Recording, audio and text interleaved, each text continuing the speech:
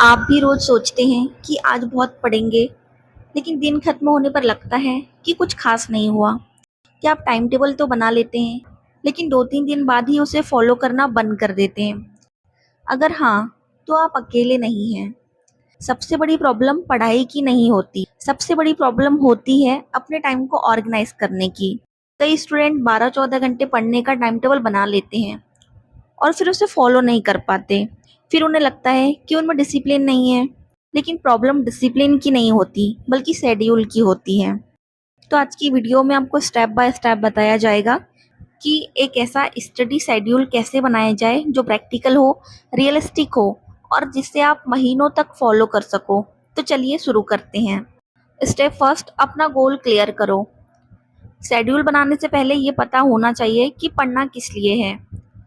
खुद से पूछो, बोर्ड एग्जाम के लिए पढ़ रहे हो, कॉम्पिटिटिव एग्जाम के लिए, कॉलेज एग्जाम के लिए या फिर स्किल लर्निंग के लिए। जब गोल क्लियर होता है तब दिमाग को डायरेक्शन मिलती है। एक नोटबुक निकालो और लिखो, मेरा गोल क्या है। गोल लिखने से कमिटमेंट बढ़ता है। स्टेप 2, ये चेक करना कि आप एक दिन में कितना टाइम स्टडी के लिए निकाल पाएंगे। आप कैलकुलेट करिए कि आपके पास रोज कितना टाइम होता है। एग्जाम्पल, अगर आप स्कूल कॉलेज में 7 घंटे देते हैं, ट्रैवल में 1 घंटा लगता है, खाना और रेस्ट के लिए 2 घंटे, स्लीप को आध घंटे देते हैं, तो बचा हुआ टाइम ही आपका एक्चुअल स्टडी टाइम है। बहुत लोग 10 घंटे पढ़ने का प्लान बना लेते हैं, जबकि उनके पास 4-5 घंटे ही होते हैं। तो रियलिस्टिक बनो। स्टेप 3, अपनी एनर्जी के हिसाब से शेड्यूल बनाओ। हर इंसान अलग होता है। कुछ लोग सुबह अच्छे पढ़ते हैं, कुछ लोग रात में। ऑब्जर्व करो, आपका फोकस सबसे ज़्यादा कब रहता है। उस टाइम में सबसे डिफ़िकल्ट सब्जेक्ट रखो। जब एनर्जी हाई हो तो हार्ड वर्क करो, जब एनर्जी लो हो तब रिवीजन या फिर इजी टॉपिक्स करो। स्टेप 4, सब्जेक्ट को प्राथमिकता दो। हर सब्जेक्ट इक्वल इम्पोर्टेंस का नहीं होता। एक लिस्ट बनाओ कि सबसे ज़्यादा आपको कौन सा सब्जेक्ट पढ़ने की ज़रूरत है, जो वीक है या एग्जाम में सबसे ज़्यादा इम्पोर्टेंट है। फिर जिन सब्जेक्ट में आप एवरेज है उनको इसके बाद पढ़ें। उसके बाद जो ऑलरेडी आपके स्ट्रॉन्ग है उनको सबसे लास्ट में पढ़ना है। अब अपना ज़्यादा टाइम जो है वो अपने वीक या फिर एग्जाम के लिए जो इम्पोर्टेंट टॉपिक्स है उनमें दे। स्टेप 5 है, टाइम ब्लॉकिंग मेथड यूज़ करो।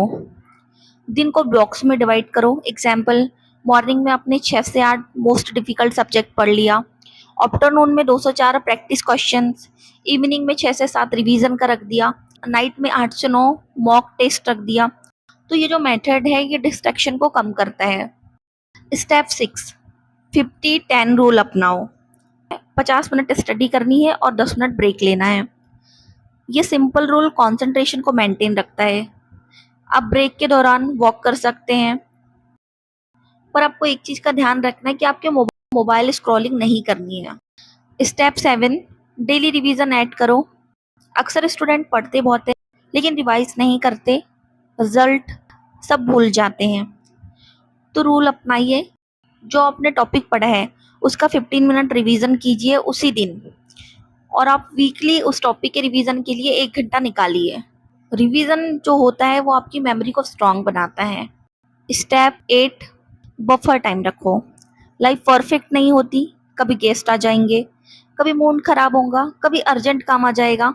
इसलिए शेड्यूल में डेली 30 से 60 मिनट बफर टाइम रखो, ये आपको स्ट्रेस से बचाएगा। स्टेप 9, मोबाइल डिस्ट्रैक्शन कंट्रोल करो। आज का सबसे बड़ा टाइम किलर मोबाइल है। स्टडी के दौरान नोटिफिकेशंस ऑफ रखो, फ़ोन को साइलेंट रखो, फ़ोन को दूर रखो और हो सके तो फ़ोन को बंद कर दीजिए। स्टेप 10, अपने डेली प्रोग्रेस चेक करो।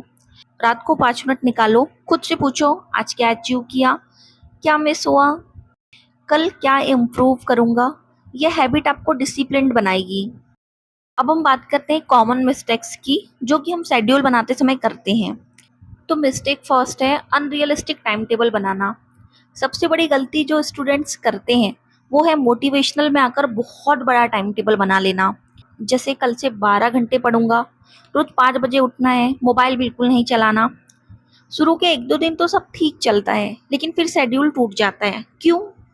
क्योंकि आपने अपनी करंट हैबिट को ध्यान में नहीं रखा। अगर आप अभी 3 घंटे पढ़ते हो तो सीधा 12 घंटे का टारगेट मत रखो।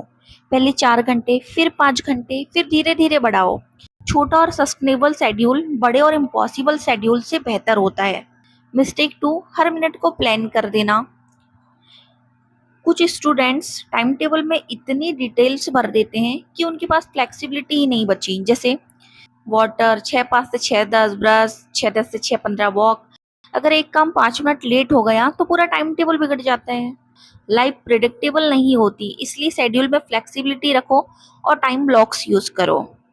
मिस्टेक 3, रिवीजन को इग्नोर करना। बहुत स्टूडेंट सिर्फ नया पढ़ते रहते हैं। उन्हें लगता है कि ज़्यादा चैप्टर्स कंप्लीट करना ही प्रोग्रेस है, लेकिन बिना रिवीजन के पढ़ा हुआ कंटेंट धीरे धीरे भूलने लगते हैं।